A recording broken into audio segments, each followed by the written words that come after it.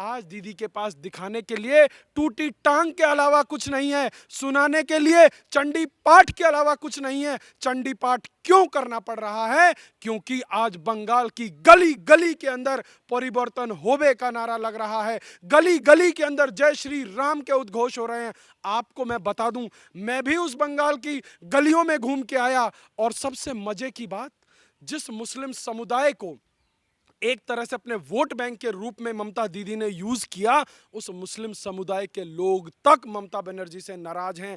वो बोलते हैं कि राजनीति अपनी जगह ठीक है, परंतु ये कटमनी, ये भाई भतीजावाद, ये अत्यधिक तुष्टीकरण, ये समाज के अंदर बंगाली वर्सेस बाहरी, ये बंगाल का कल्चर नहीं है, ये बंगाल का इतिहास नहीं है। स्वामी विवेकानंद की धरती है पश्चिम बंगाल, रविंद्रनाथ टैगोर की धरती है पश्चिम बंगाल, और ऐसी धरती जो धरती जो है देश को आज़ादी दिलाने वाले तमाम वीरों के खून से जो है पोषित थी, आज उसके अंदर किस प्रकार की राजनीति हो रही है?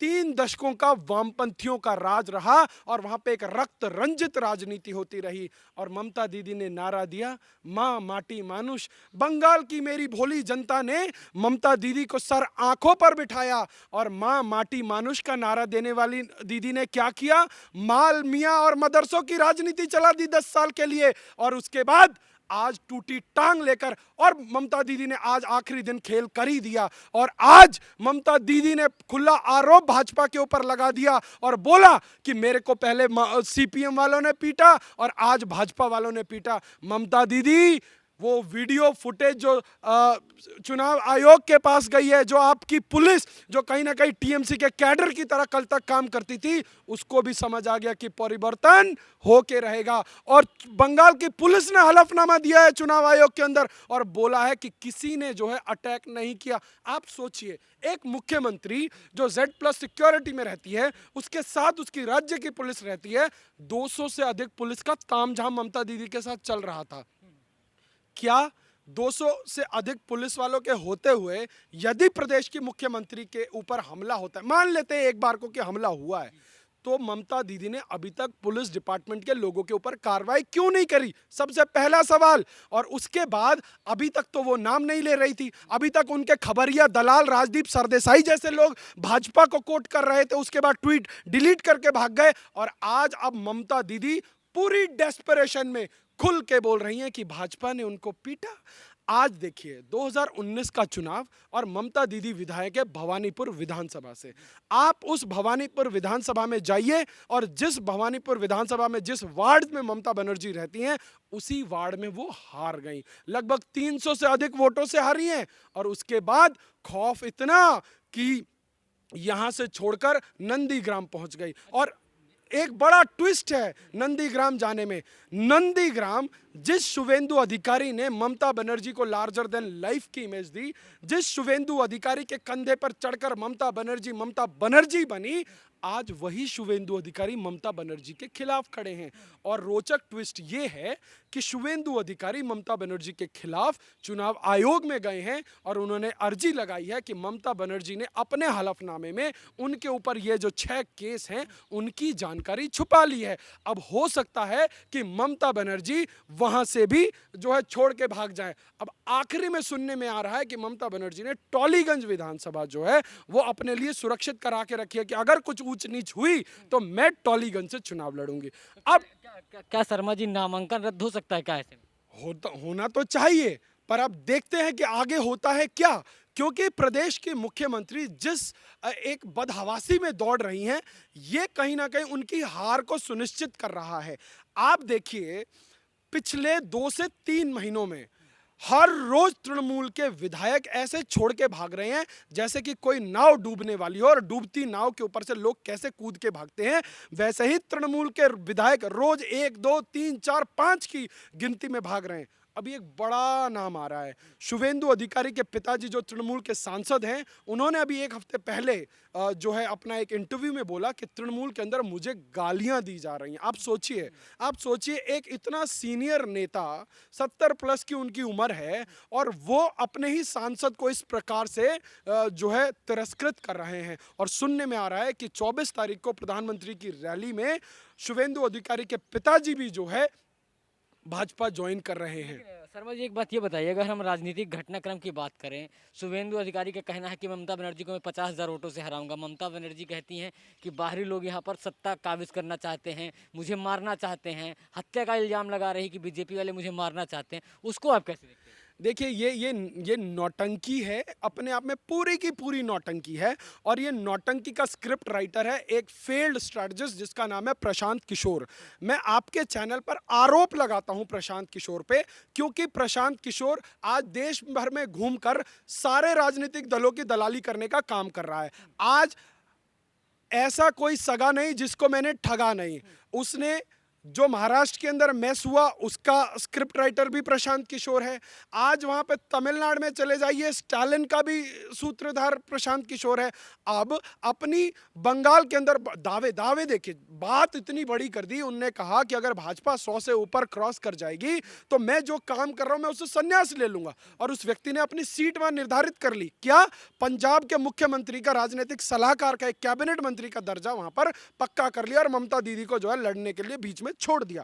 तो ममता बनर्जी अगर इतनी बड़ी राजनेता होती या उन्होंने जनता के लिए जो है काम किया होता, आज मैं आपको बंगाल का एक लब्बो लुबाब समझाता हूं। मैं कोलकाता एयरपोर्ट पे उतरा और उसके बाद मेरी इच्छा हुई कि मैं जो है भवानीपुर से लेकर नंदीग्राम तक की यात्रा करूं। बहुत इंटरेस्टिंग फैक्ट्स देखने को मिले। वहां के पुल से लेकर बिल्डिंगें जो है नीले रंग से पोती गई हैं और उसके पीछे भी बहुत बड़ा सिंडिकेट चलता है। क्या? कि अगर आप अपना घर जो है तृणमूल के रंग से पुतवाओगे तो आपको सरकारी खजाने से पैसा मिलेगा और वो जो पेंट बनाने वाली कंपनी है उसका डेफिनेटली जो है बिजनेस फ्लरिश करेगा। वहाँ पर एक क्लब कल्चर चलता है कि गली नुक्कड़ के अंदर अलग अलग क्लब बने हुए हैं। कैरम बोर्ड खेलने का क्लब, लूडो खेलने का क्लब, पत्ते खेलने का क्लब, और उनको ये खेलने के उसमें सरकार की तरफ से महीने का जो है कुछ ना कुछ जो है अनुदान मिलता है उन क्लबों को। तो क्या सरकारी पैसे से अपना कैडर पाला जा रहा है? तो वहां पर ये लब्बो लुबाब है, कट मनी का इतना बड़ा कल्चर है। एक ठेले वाले से लेकर पानी पूरी बेचने वाला, जिसको पुचका बोला जाता है, पुचका बेचने वाला, रिक्शा चलाने वाला, अगर आप वहां पे घर बना रहे हैं आपको भी कट मनी देना पड़ेगा। आप घर बना रहे हैं तो आपको वो सामान उन तृणमूल के कैडर से खरीदना पड़ेगा। मतलब इतना बड़ा भ्रष्टाचार आप सोच नहीं सकते। वहां के पूरे इकोसिस्टम में भ्रष्टाचार को पेनिट्रेट कर दिया कि कोई सरकार आएगी भी तो उसको कल्चर को साफ करने में 5 साल लगेगा। तो वहां की जनता त्रस्त है और जनता दबी आवाज में बोल रही है। खुले में कोई नहीं बोल रहा है। कैमरा ऑन तो दीदी, कैमरा ऑफ तो मोदी। और जब 2 तारीख को जब वहां की जनता अब बटन दबाएगी, 2 तारीख को ईवीएम खुलेगा तो वो ईवीएम चिल्ला के बोलेगा कि खेला होबे। क्योंकि वहां की जनता, वहां के टीचर, वहां के बुद्धिजीवी लोग, ममता बनर्जी बहुत जो है बीजेपी के ऊपर आरोप लगा रही हैं। शर्म आनी चाहिए। जिसके राज में 150 से अधिक भाजपा के कार्यकर्ता मार दिए गए, लटका दिए गए, वो ममता बनर्जी आज बोलती है कि भाजपा ने मारा। आपको लगता है कि पब्लिक इतनी बेवकूफ है? आज उन 150 लोगों के अगर आप घर गई होती, आपने उनके आंसू पहुंचे होते हैं, तो लोग समझते कि हाँ आप सच में जो है एक जनप्रतिनिधि हैं, आप एक संवेदना भरी एक महिला हैं। आप सोचिए, एक 82 वर्ष की मां के ऊपर आक्रमण कर दिया टीएमसी के गुंडों ने, और उसके बाद वहां का मीडिया क्या चला रहा है? ममता बनर्जी की टूटी टांग। देश की जनता बेवकूफ है, पर इतनी भी बेवकूफ नहीं है कि एक 82 वर्ष की मां, क्योंकि उसका बेटा भाजपा का कार्यकर्ता था, उसके ऊपर अटैक कर दिया गया और आप उसके आंसू पोंछने नहीं गई। और आप चाहती हैं कि आपकी टूटी टांग देखकर लोग जो है आपको वोट दें। तो ममता दीदी, अगर आपकी टांग सच में टूटी है तो मैं भगवान से प्रार्थना करूंगा कि आप जल्द से जल्द जो है स्वस्थ हो जाएं और जो है दौड़े अपनी चुनावी यात्राओं पर, और इतना दौड़े कि आप बंगाल से बाहर निकल जाएं, क्योंकि बंगाल की जनता आपके निरंकुश शासन से परेशान है। मेरा लास्ट और आखिरी सवाल शर्मा जी ये है, आज रवि किशन ने बड़ा आरोप लगाया है कि ममता बनर्जी मेरा हेलीकॉप्टर नहीं उतरने दे रही हैं। कैसे देखते हैं इसको? देखिए, ममता बनर्जी ने किया है, आप देखिए पिछले 6 महीनों की अगर मैं आपको स्टोरी सुनाऊं तो कभी उन्होंने योगी आदित्यनाथ जी का जो है हेलीकॉप्टर नहीं उतरने दिया। उसके बाद जेपी नड्डा जी आए थे। आप सोचिए, एक मुख्यमंत्री की भाषा देखिए, जेपी नड्डा जी को क्या बोलती है? नड्डा पड्डा चड्डा। और आज जो गड्ढा उन्होंने खोदा है वो उसी में गिरने जा रही है। जब जेपी नड्डा जी के ऊपर उनकी पार्टी के लोग हमला करते हैं, पूरी एविडेंट है, वीडियो में दिख रहा है, इतने बड़े बड़े ईंटें फेंके गए, उसके बाद बोलती है नाटक है। और आज वो चाहती हैं कि उनका वो जो नकली प्लास्टर चल रहा है उसको देश की जनता मान ले कि ये सच में आपके ऊपर अटैक हुआ है। गजब गजब का हिपोक्रेसी है भाई। अच्छा, हम वीडियो में ये देख रहे थे जब वहां पे अटैक का ये पूरा का पूरा खेला चल रहा था, उस वक्त दिखाया जा रहा था कि चोट दाएं पैर में लगी है, प्लास्टर बंध गया बाएं पैर में। चलिए, हो सकता है। उसके बाद 2 दिन बाद वो प्लास्टर खुल के उसके ऊपर जो है वो क्रैब बैंडेज बंध गई। उसके बाद फिर से प्लास्टर आ गया।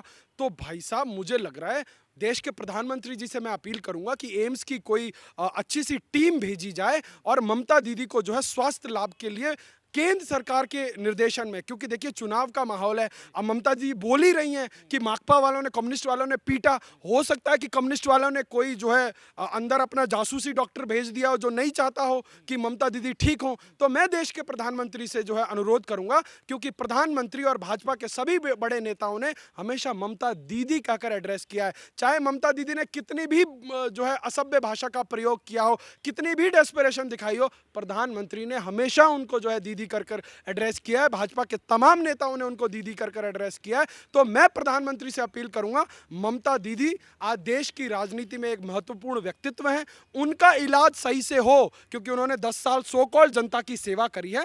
तो आज जो है डॉक्टरों की एक टोली जाए जिनके निगरानी में ममता दीदी का पैर ठीक हो जाए, ताकि वो फिर से जो है जनता के बीच में आराम से, क्योंकि एक प्रदेश के मुख्यमंत्री जब व्हील चेयर पर बैठकर आकर जो है चंडी पाठ करती है तो मुझे बड़ा दुख होता है। तो मैं चाहता हूं कि उनका पैर स्वस्थ हो जाए, वो स्वस्थ रूप से मंदिरों में जाएं, क्योंकि जो ममता दीदी 10 साल तक मंदिरों में नहीं गई, आज वो दिन दिन भर मंदिरों के चक्कर लगा रही हैं, पर रात को जो है अपना मजारों में पहुंच जाती हैं, ये दिखाने के लिए कि हाँ हम मंदिर तो जा रहे हैं पर मजार भी जा रहे हैं, क्योंकि तुष्टीकरण की राजनीति है और वोट की मजबूरी इतनी जबरदस्त है कि आज ये सब कुछ करना पड़ रहा है।